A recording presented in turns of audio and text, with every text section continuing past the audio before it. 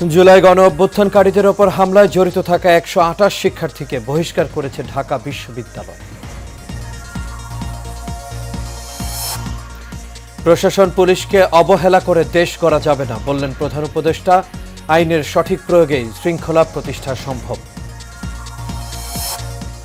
জনপ্রিয়তার কারণে মিডিয়া ট্রায়ালের শিকার হচ্ছে বিএনপি। অভিযোগ তারেক রহমানের সার্বভৌমত্ব নিয়ে ষড়যন্ত্র চলছে।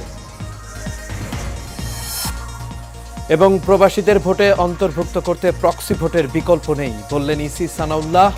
আইনি বিষয়টি দেখবে ইসি।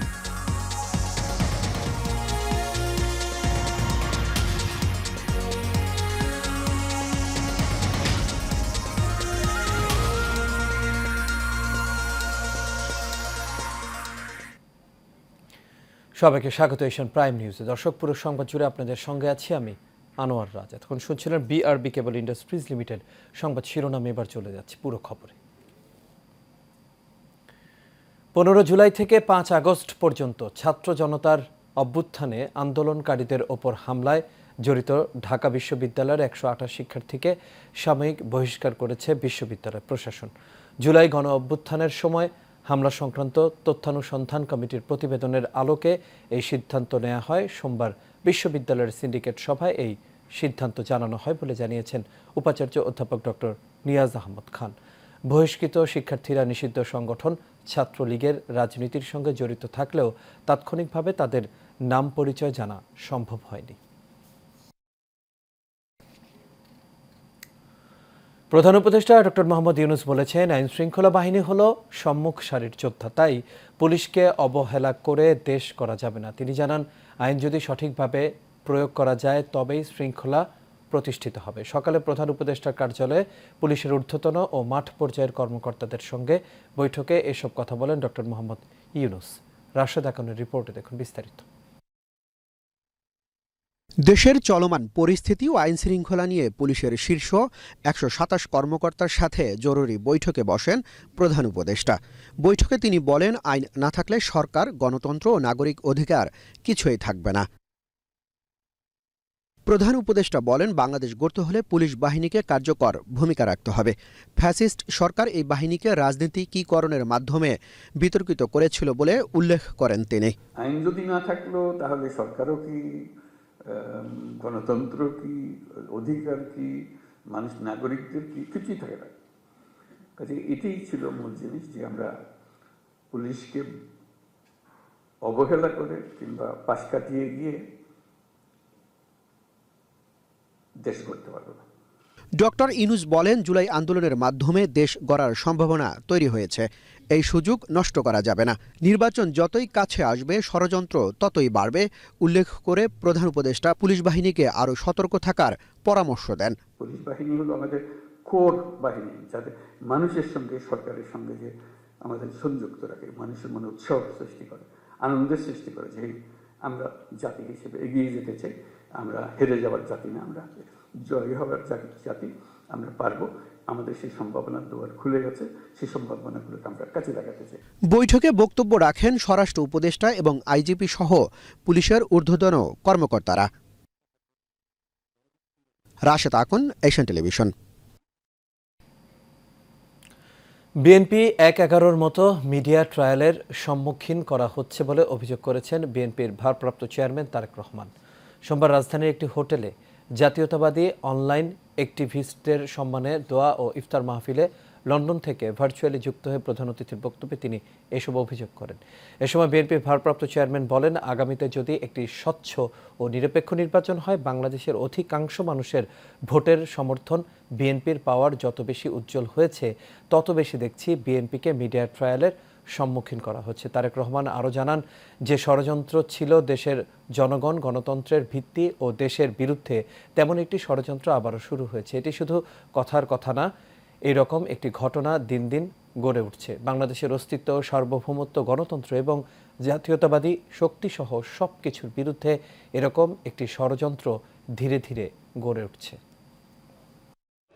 সেগুলো পেরিয়ে আজকে আপনারা এখানে এসেছে।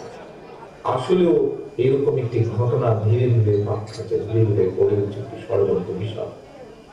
বাংলাদেশের অস্তিত্ব, সার্বভৌমত্ব, গণতন্ত্রের ভিত্তি, গণতন্ত্র, জাতীয়তাবাদী শক্তি, সকল কিছুর বিরুদ্ধে এরকম একটি ষড়যন্ত্র ধীরে ধীরে গড়ে।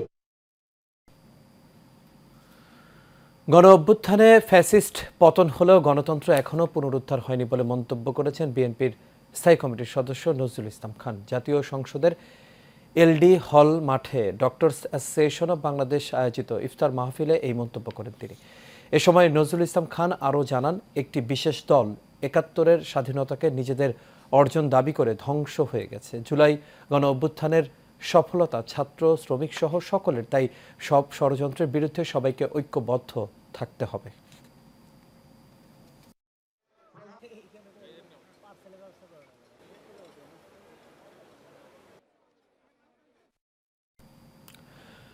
ধ্বংস হওয়া রাষ্ট্র পুনর্গঠনের জন্যই ৩১ দফার রূপরেখা কার্যকর করা প্রয়োজন বলে জানিয়েছেন ঢাকা মহানগর উত্তর বিএনপির আহ্বায়ক আমিনুল হক। রাজধানীর ক্যান্টনমেন্ট থানা বিএনপি আয়োজিত কর্মী সভায় এসব কথা জানান তিনি। বিস্তারিত রকিব মানিকের রিপোর্ট। দুপুরে রাজধানীর ক্যান্টনমেন্ট ইসিবি চত্বর বালুর মাঠে ক্যান্টনমেন্ট থানা বিএনপির কর্মী সভা ও রাষ্ট্র সংস্কারের ৩১ দফা কর্মশালার প্রধান অতিথির বক্তব্যে উত্তর বিএনপির আহ্বায়ক আমিনুল হক বলেন, নির্বাচিত সরকার প্রতিষ্ঠা না হলে দেশে গণতন্ত্র প্রতিষ্ঠা হবে না। আমাদের মাননীয় ভারপ্রাপ্ত চেয়ারম্যান জনাব তারেক রহমান কর্তৃক যে দেওয়া জাতির সামনে উপস্থাপিত রাষ্ট্র কাঠামো মেরামতের যে ৩১ দফা রূপরেখা দেওয়া হয়েছে, সেটা আমরা গত প্রায় ৪ মাস ধরে আমরা ঢাকা মহানগর উত্তর বিএনপির ২৬টি থানায় আজকে ক্যান্টনমেন্ট থানার মাধ্যমে আজকে পরিসমাপ্তি ঘটতে যাচ্ছে। কর্মী সভায় বক্তারা আরও বলেন, ৩১ দফা বাস্তবায়নের মাধ্যমে দেশে গণতন্ত্র ও মানুষের অধিকার প্রতিষ্ঠা হবে। আমাদের প্রিয় নেতা জনাব তারেক রহমান সাহেব ছিলেন এবং তার পরবর্তীতে আজকে এই শেষ পর্যায়ে আমরা স্বাধীনতার মাস ২৬শে মার্চ স্বাধীনতার মাস, সেই মাসে আজকে ১৬ তারিখে আমরা এই ১৭ তারিখে আজকে এই ক্যান্টনমেন্টের কর্মশালা দিয়ে আমরা একটি ২৬টি থানা কর্মশালা পরিসমাপ্ত ঘটাবো বন্ধুরা আমার, ইনশাআল্লাহ। অনুষ্ঠানে সভাপতিত্ব করেন ক্যান্টনমেন্ট থানা বিএনপির আহ্বায়ক অ্যাডভোকেট আলমগীর হোসেন। অনুষ্ঠান সঞ্চালনা করেন ১৫ নং ওয়ার্ড বিএনপির সাধারণ সম্পাদক জাহিদ হাসান খান রনি। এছাড়াও স্থানীয় নেতৃবৃন্দ উপস্থিত ছিলেন। রকিব মানিক, এশিয়ান টেলিভিশন, ঢাকা। নির্বাচন কমিশনার আবুল ফজল মোহাম্মদ সানাউল্লাহ বলেছেন, বড় পরিসরে প্রবাসীদের ভোটে অন্তর্ভুক্তি নিশ্চিত করতে চাইলে প্রক্সি ভোটের বিকল্প নেই।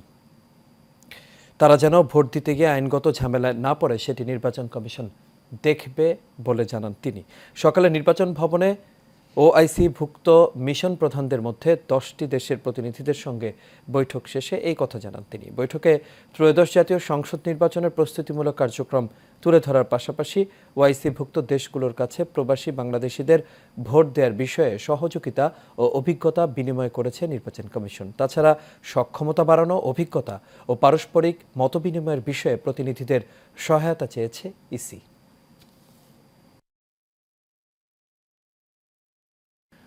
রোজা রাখতে হয় আল্লাহকে সন্তুষ্ট করার জন্য, আর এর প্রতিদান আল্লাহ নিজেই দিয়ে থাকেন বলে জানিয়েছেন মোহাম্মদ ইসলামের নেতৃত্ব প্রদানকারী ইমাম প্রফেসর ডক্টর কুদরতে খোদা।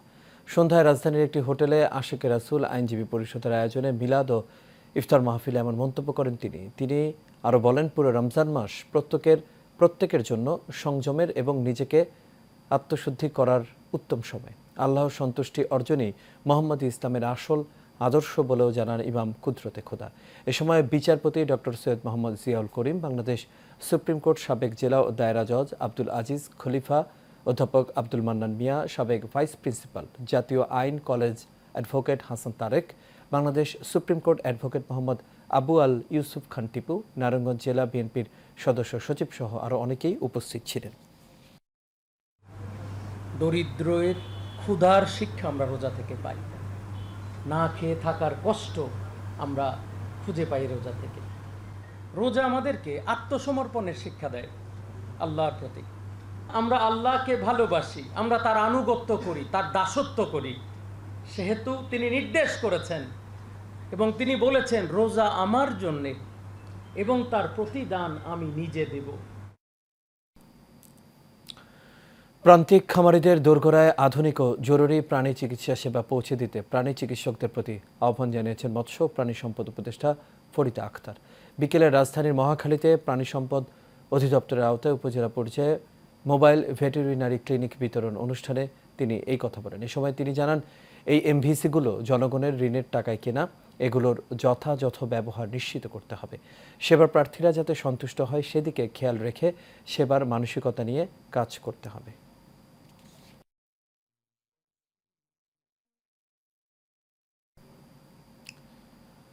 এবার সারা বাংলার খবর।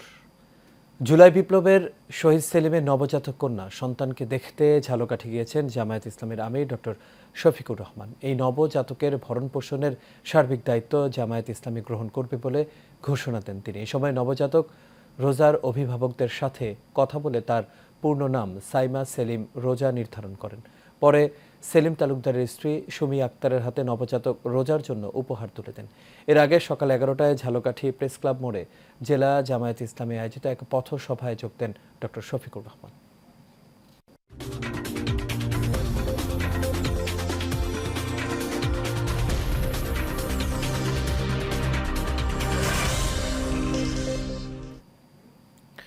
ফুটবল, বাংলাদেশের জার্সিতে খেলতে দেশে পৌঁছেছেন হামজা দেওয়ান চৌধুরী। লন্ডন থেকে বাংলাদেশ বিমানের একটি ফ্লাইটে তিনি সিলেটে পৌঁছান। যাত্রাপথে হামজার সঙ্গে আছেন তার মা, স্ত্রী ও সন্তান। সিলেট থেকে সরাসরি হবিগঞ্জের বাহুবল উপজেলার স্নানঘাট গ্রামে নিজ বাড়িতে যান হামজা। বিকেলে সেখানে গ্রামবাসীর পক্ষ থেকে তাকে সংবর্ধনা দেওয়া হয়। আগামী 25 মার্চ বিশ্বকাপ বাছাইয়ে ভারতের মুখোমুখি হবে বাংলাদেশ। সেই ম্যাচে লাল সবুজের জার্সিতে মাঠে নামবেন এবং জয় নিয়ে আশাবাদ ব্যক্ত করেন হামজা।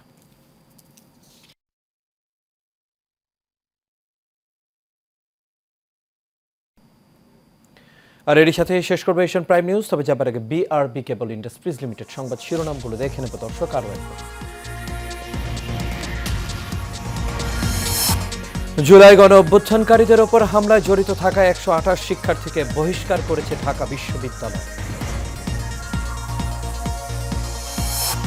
প্রশাসন পুলিশকে অবহেলা করে দেশ করা যাবে না বললেন প্রধান উপদেষ্টা।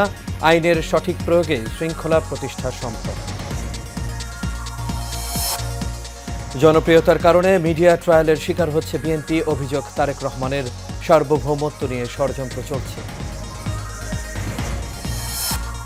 এবং প্রবাসীদের ভোটে অন্তর্ভুক্ত করতে প্রক্সি ভোটের বিকল্প নেই বললেন ইসি সানাউল্লাহ। আইনি বিষয়টি দেখবে ইসি।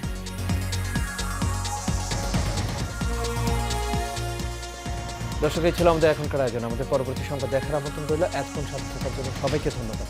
শুভ রাত্রি।